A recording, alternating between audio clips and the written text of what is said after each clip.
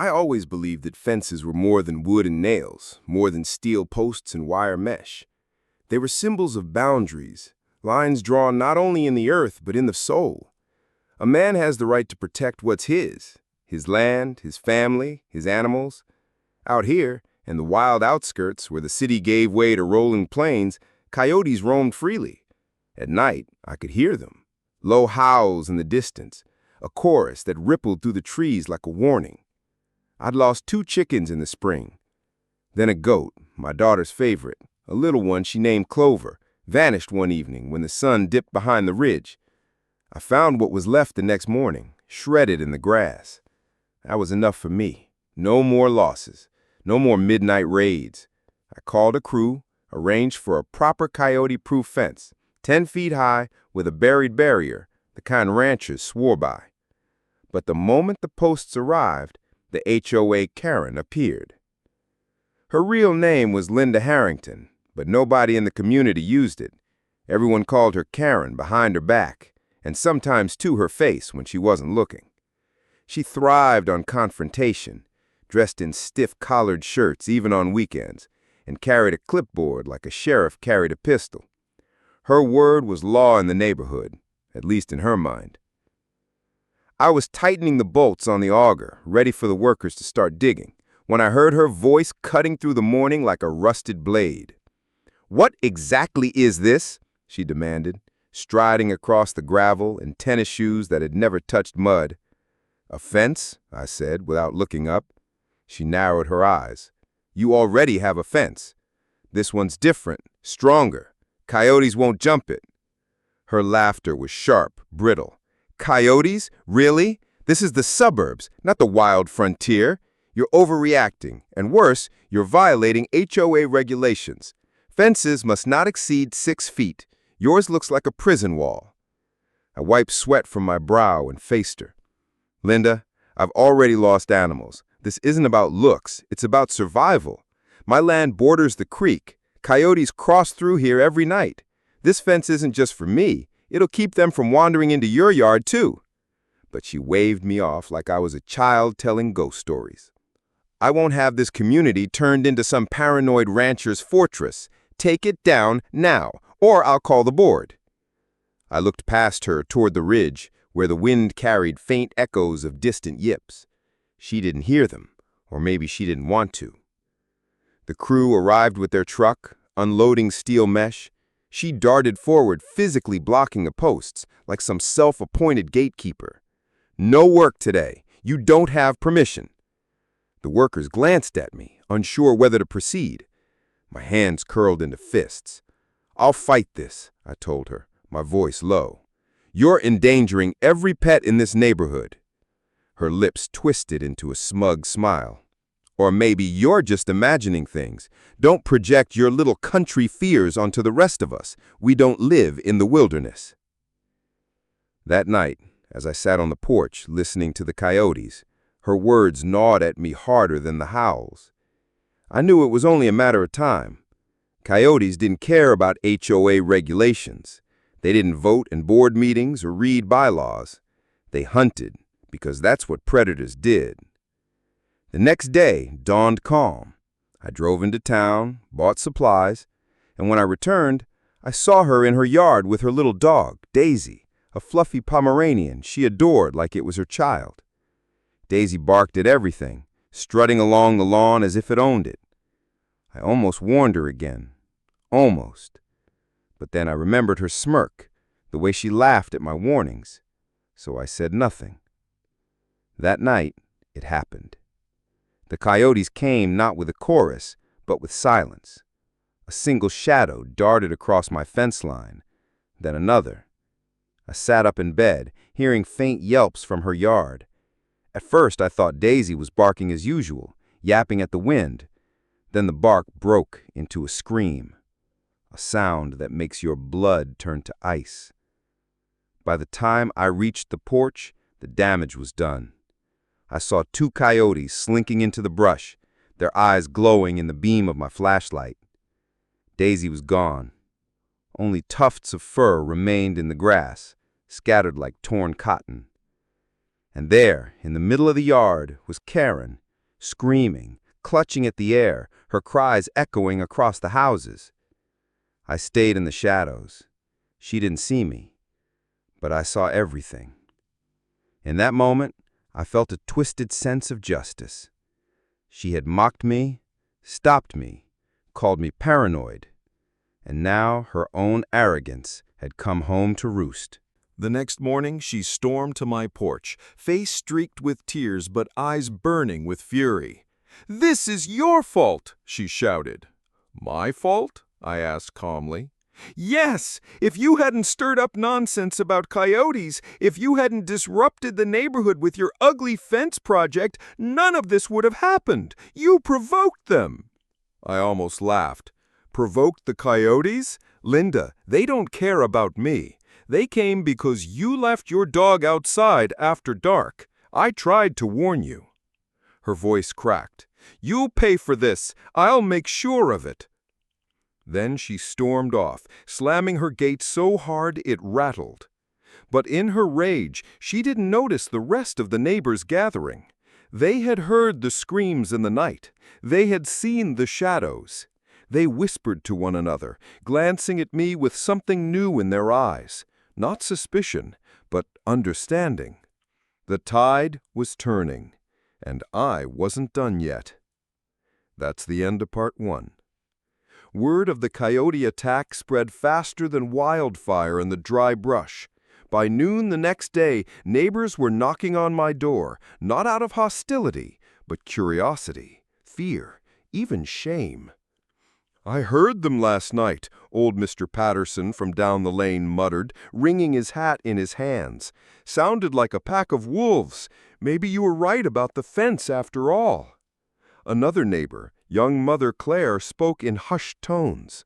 "My kids play outside after dinner. If they come this close, it could have been them instead of a dog." They all looked shaken. Coyotes weren't supposed to be part of suburban life, and yet here they were, prowling under the moonlight, tearing through the weakest link they could find. Only Karen refused to acknowledge the truth. She doubled down instead. The very morning after Daisy's death, she called an emergency HOA meeting at the clubhouse. I went, though I knew exactly what awaited me. Karen stood at the front like a prosecutor before a jury, her eyes bloodshot, her lips drawn thin. "Neighbors," she began, voice trembling with righteous indignation, "this community is under threat, not from coyotes, but from fearmongers. People who exaggerate dangers, build monstrosities that destroy our property values, and create hysteria. Last night was a tragedy, my tragedy, but it was his fault." She pointed a rigid finger at me. All eyes turned. "Coyotes were never a problem until he stirred up panic. Now they're emboldened, coming closer. If we allow his wall of fear to rise, this neighborhood will become a cage, and we will all be trapped inside it." A murmur spread through the crowd. Some nodded, but more looked uncertain. I rose slowly. "With all due respect, Linda, coyotes don't read bylaws. They don't care about property values. They care about food. And when you leave small pets outside after dark, you're serving them dinner. I begged to build a fence strong enough to stop them. You blocked it. Last night was the result." Her face twisted with fury. "How dare you blame me?" "I don't have to. Everyone here heard the screams. Everyone here saw the shadows. Ask yourselves, do you want to wait until it's your pet, your child? Or will you stand by while one person's arrogance puts the entire neighborhood at risk?" The silence that followed was heavy. I could feel the balance shift, like the ground cracking under her feet. But Karen wasn't finished. She slammed her clipboard against the podium. "Even if coyotes are an issue, his fence is not the answer. It violates regulations. It ruins aesthetics. If we allow one man to build whatever he wants, we descend into chaos. No rules, no order." I smirked. No rules, no order. Coyotes live by those words, Linda. Maybe it's time we stopped pretending a paint color or a fence height matters more than safety. The meeting ended in chaos. No votes were taken, but the seed had been planted. That night, I worked alone. While the HOA debated, while Karen stewed in her grief and anger, I sank posts into the ground along my property line. Not the full fence, not yet, but the beginnings. Each thud of the hammer echoed like a war drum. And once again, the coyotes came. This time, they didn't stop at Karen's yard. They prowled across 3 different lots, scattering trash cans, leaving paw prints in flower beds. Neighbors woke to overturned garbage, torn screens, and eerie tracks pressed into the mud. By dawn, fear had consumed the neighborhood. And fear, unlike bylaws, had no master but reality. When the HOA reconvened 3 days later, the tone had shifted. Patterson stood up, voice firm despite his years. "I vote we allow the fence," Claire followed. "My kids aren't safe. We need protection." One by one, the voices grew louder. Some wavered, some resisted, but all could feel the pull of survival. Karen, pale and trembling, tried to fight. She shrieked about property values, about suburban aesthetics, about rules being broken. But her words rang hollow against the sound of mothers clutching their children, of men recalling the howls in the night. Finally, the vote was called. 8 in favor, 1 against. Her voice cracked as she shouted her dissent, but it no longer mattered. The decision was made. The fence would rise. The construction began within days. Crews worked dawn till dusk. Steel mesh unrolling like a fortress skin, posts hammered deep into the earth. Each section completed felt like a victory, not just for me, but for the community. Neighbors brought coffee to the workers, even pitched in themselves. Children watched from porches, wide-eyed, as the wall grew taller, stronger, a barrier between them and the wilderness that had clawed its way too close. But Karen? She watched too. From her porch, arms crossed, lips tight. I could feel her hatred searing into my back as I worked. When the final panel was set and the gates locked with heavy latches, I stood back and exhaled. The howls would still echo from the ridge, but they would stop here. That night, for the first time in weeks, the neighborhood slept in peace. All except her. Because peace wasn't what Karen wanted. Revenge was. It started small. Someone egged the fence. Someone else left a nasty note in my mailbox. "Prison yard freak." But the handwriting was sharp, precise, just like her signatures on every HOA notice. Then came the sabotage. One morning I found the lower mesh cut, snipped clean with bolt cutters. Not deep, not wide, but enough that a coyote could squeeze through. I patched it immediately, but I knew it was her. I confronted her, but she smiled, all teeth and poison. "Proof, or it didn't happen," she whispered. The coyotes returned that night, drawn to the weakness she had created, but they found nothing because I had already repaired it. They slinked away, thwarted again. And Karen's plan unraveled. Neighbors began whispering about her rage, her stubbornness, her refusal to accept responsibility.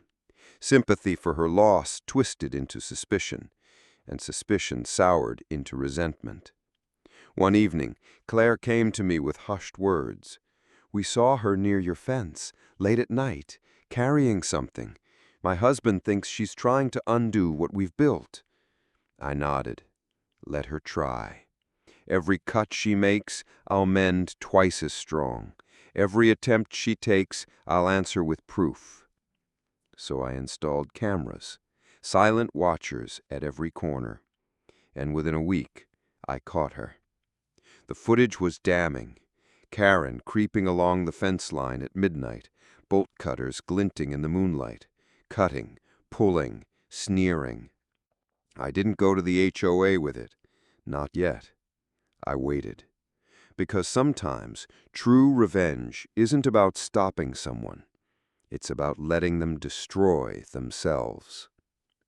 The final act came one stormy night. Rain pelted the roofs, thunder shook the windows, coyotes, desperate and hungry, prowled the edges of the fence, and there was Karen again, out in the downpour, pried at the mesh like a madwoman. But this time, the neighbors saw too. Lights flicked on across the street. Voices shouted, "What are you doing?" She froze, caught in the beam of half-dozen flashlights, wet, wild-eyed, clutching cutters like a weapon.